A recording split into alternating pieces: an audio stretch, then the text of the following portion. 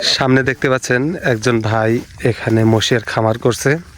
তো যে ছোট ছোট গরুর মতো যে বাচ্চাগুলো দেখতে পাচ্ছেন এগুলো কিন্তু গরুর বাচ্চা না, এগুলো হচ্ছে মহিষের বাচ্চা। সে মহিষের বাচ্চা এনে এখানে ফার্ম করছে। তো আমরা এই ভাইয়ের কাছ থেকে কিছু জানার চেষ্টা করব আসলে তার প্ল্যান, বা সে এই যে হঠাৎ এই যে মহিষের খামার এই দুর্গম চরে এসে করার কারণ কি আমরা জানার চেষ্টা করব, যদি আমাদের সাথে তিনি শেয়ার করেন। দেখেন ছোট ছোট এইগুলো কিন্তু সবই মহিষের বাচ্চা। আসলে অনেকগুলো, তো ভাই 20-25টা হবে না। এখানে যে ভাই খামার করেছেন সঙ্গত কারণেই উনি ফেস দিতে অস্বীকৃতি জানানোর কারণে এই ভিডিওর মধ্যে তার ফেসটা না রেখে ভিডিও ধারণ করার চেষ্টা করলাম। এই ভিডিওটি আপনারা মনোযোগ সহকারে যদি শুনেন তাহলে আপনারা এই ভিডিও থেকে অনেক তথ্য জানতে পারবেন। তো ভিডিওটি মনোযোগ সহকারে দেখতে থাকুন। তো দেখতে পাচ্ছেন সামনে এগুলো কিন্তু সবই মহিষের বাচ্চা। তো ভাই এই মহিষের বাচ্চা আনছেন মূলত কতদিন এখানে? এখানে আসছে আজকে এক সপ্তাহ না? তো এখানে পরিবেশ কেমন মনে করছেন? আসলে কি এই জায়গায় ফার্ম করার মতো সেরকম পরিবেশ আছে? কারণ এটা তো একটা চর।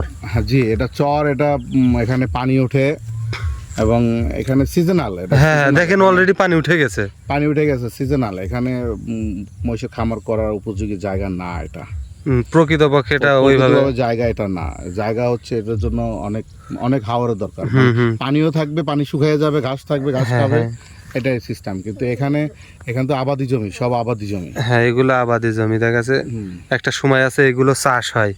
চাষ হয় তখন এই মহিষ তো একটা সময় আছে এই জায়গায় পানি থাকে না, আবার একটা সময় আছে এই জায়গায় পানি থাকে না। তো ওই সিজনে দেখা গেছে যে আপনি 2 মাস উছাইরা খাওয়াইতে পারবেন। জি জি জি। আর তাছাড়া এখানে মাটিটা বালু।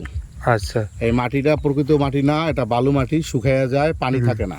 না আমরা তো মানে যে কিছুদিন আগে আসছিলাম ভাই, একবারে মনে হচ্ছে মরুভূমির মতো একদম ধুধু হয়ে গেছে। হ্যাঁ, ওই জন্য এইটাই সমস্যা, আর কিছু না। এখানে যে উদ্দেশ্যে আসছিলাম আমি যে উদ্দেশ্যে আসছি সেই উদ্দেশ্যটা সফল হবে না আশা করি। কিন্তু যেহেতু এখানে বালু, মরুভূমি, এখানে মানুষ, এখানে আশেপাশে মানুষ যারা আছে আমার থেকে তাদের বংশ পরম্পরায় চাষি। তবে এরা যদি চাষ না করতে পারে তাহলে আমি কি করব?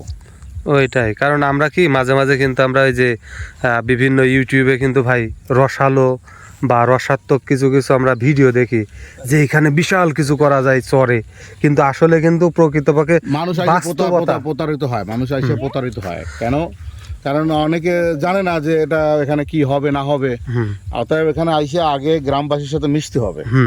গ্রামবাসীর সাথে মিশলে, বিস্তারিত জানলে তারপরে আপনি যাই প্রোগ্রাম করছে না। অনেকে কলা বাগান করছে, পেঁপে বাগান করছে, মানে এগুলো স্থানীয় মানুষের সাথে একটু তাদের সাথে মিশতে হবে, তাদের সাথে এই জায়গার সবকিছু হাবভাব বুঝে জানতে হবে, বিস্তারিত জানতে হবে। মাটি ভালো কি খারাপ নিজে জানতে হবে। আমি প্রথমে মাটিটা চেক না করেই আসছি। আচ্ছা আচ্ছা। তবে কোন জায়গার মাটিটা আছে আপনার আছে লিজ নেওয়া বা কিনলে ভালো হয়, এই জিনিসগুলো আগে বিস্তারিত বোঝার চেষ্টা। আটালে মাটি নিতে হবে এবং বালু এবং মাটি মিক্স থাকে। বালু এবং মাটি মিক্স থাকলে ওই মাটিটা ভালো। আর যদি স্রেফ বালু থাকে, যেমন এখানে উপরে একটু লেয়ার আছে 2 ইঞ্চি, আর বাকি নিচে কাটলে সব লাল বালি, মানে সাদা বালি, তো এই বালু এটা আপনার জন্য ক্ষতিকর। কেন? কারণ পানি দিলে পানি সর্বোচ্চ 2 ঘন্টা 3 ঘন্টা থাকে, তাহলে তো আপনি এখানে চাষ করতে পারবেন না। যতই আপনি পানির বেকু লাগান না কেন, আর পানির মেশিন লাগান না কেন, পানি যদি থাকে না, এঁটেল মাটিতে যেমন ভাই একদিন পানি দিলে অন্তত মাঝখানে একদিন থাকে, আর এখানে তো তাও থাকে না, সকালে দিলে বিকালে আর থাকে না। এই জন্য আপনি কোনো ঘাস লাগাইলে ঘাস বাঁচে না। এই যে এখন ধরেন কন্টিনিউ মাঝখানে বৃষ্টি বা 15 দিন বৃষ্টি পড়তেছে, তকতকে হয়ে গেছে, একটু ঘাস দেখা যায়। এই ঘাস তো ঘাস না, এই ঘাস তো খাওয়াইলে। কত পিস আনছিলেন ভাই? এই যে এখানে আনছিলাম আমি 19 পিস। 19 পিস আছে না? 19টাই আছে। আলহামদুলিল্লাহ, একটু দুর্বল আছে। আচ্ছা, তবে এখানে সবচেয়ে বড় সমস্যা আছে যাতায়াত ব্যবস্থা। আপনার চাইলেই আপনি একটা, সাপোজ এখন যদি আল্লাহ না করুক আপনার একটা যদি বাছুর, মেডিকেল সাইড দুর্বল। এখানে আবার বিশেষ করে আপনার ভালো কোনো স্কুল নাই, ভালো কোনো মসজিদ নাই। আর এখানে আসলে চরের লোকরা মূলত সিজনাল, এরা বেশিরভাগই মাছ ব্যবসায়ী, মাছ ধরে, মাছ বেচে। এতে ভালো পয়সা ইনকাম আছে শুধু মাছের উপরে, কিন্তু জমি জমার উপরে অতটা লাভবান না। না। ওরা এই কারণে তো চাষ থেকে একটু বিমুখ হয়ে থাকে। আসলে আর কিছু না, আমিও যে আশা করে আসছি সেটা আবার জন্য হবে বলে মনে হচ্ছে না, না ভাই? আমি মাইনাস আছি, মন খারাপ। আল্লাহ ভরসা ভাই, দোয়া রাখবেন ভাই, আপনার সাথে কথা বলে অনেক কিছু জানতে পারলাম। আমিও তো টাকা বর্ষ করে আসছি, এত বড় ভূমি আছে এখানে ভূমি আছে প্রচুর ভাই, 17 বিঘা ভূমি আছে, অন্য সাইডে জমি আছে ভালো, ঠিক আছে, যেখানে যারা কলা বাগান করছে, মানে অন্য বাগান করতেছে, হ্যাঁ অনেক মাটি ভালো আছে অন্য সাইডে, শুধু এই সাইডটা না, এই চরের এই বিশেষ করে এই ঘাটের এই সাইডটা নাই। ওইটাই। আসছেন কোথা থেকে নাকি? আমি আসছি ঢাকা থেকে, ঢাকা থেকে আসছি, আর মাল নিয়ে আসছি আমি পাবনার থেকে। ও আচ্ছা, এই মাল হচ্ছে ইন্ডিয়ান মাল, এগুলো ইন্ডিয়ান না?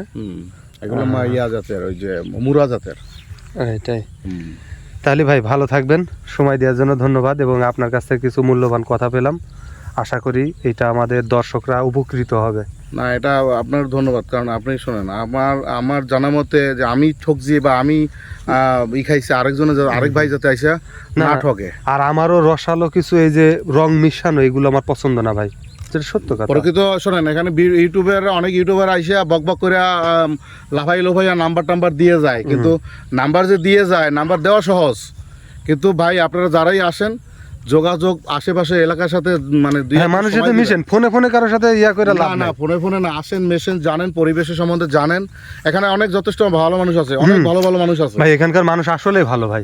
না, এমনি চরের মানুষ ভালো, চরের মানুষ সরল সোজা, ঠিক আছে, মানে চরের মানুষ কি সবাই খারাপ? না, এক দুজন হাতে গোনা ওটা থাকবে ভাই, সব জায়গায় থাকবে, ওটা আছে, এক দুজন গোপন থাকতেই পারে, কিন্তু এছাড়া চরের মানুষ সরল সোজা, অধিকাংশ পরিশ্রমিক, এরা যথেষ্ট পরিশ্রমিক। আর একটা মানুষ দেখবেন আসলে কিন্তু, মানে একটা বাইরে থেকে একটা মানুষ আসলে ওয়েলকাম করে আন্তরিকতার সাথে ভাই। অবশ্যই। তাহলে ভাই ধন্যবাদ ভাই। আচ্ছা ভাই, আপনাকে ধন্যবাদ।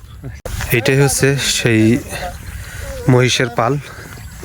ঢাকা থেকে এক ভাই এখানে খামার করছে, কিন্তু ভাইয়ের কাছ থেকে কথা শুনে বুঝলেন যে এইখানে কিন্তু আপনি চাইলেই যা কিছু করার উদ্যোগ নিতে পারেন, কিন্তু বাস্তবতার সাথে যদি আপনি মিলিয়ে যদি কাজ করেন তাহলে কিন্তু আপনি ঠকবেন না। আর যদি আপনি মানে আবেগ দিয়ে যদি কোনো কিছু করেন তাহলে কিন্তু আপনি ঠকতে পারেন। এখানে আপনি যদি কিছু করতে চান তাহলে আপনাকে অবশ্যই স্থানীয় যে মানুষ আছে তাদের সাথে আপনার কথাবার্তা বলতে হবে, বলার পরে আপনার কোন জায়গাটা আপনার জন্য নিলে ভালো হয় সেই জায়গাটা আপনাকে নির্বাচন করতে হবে।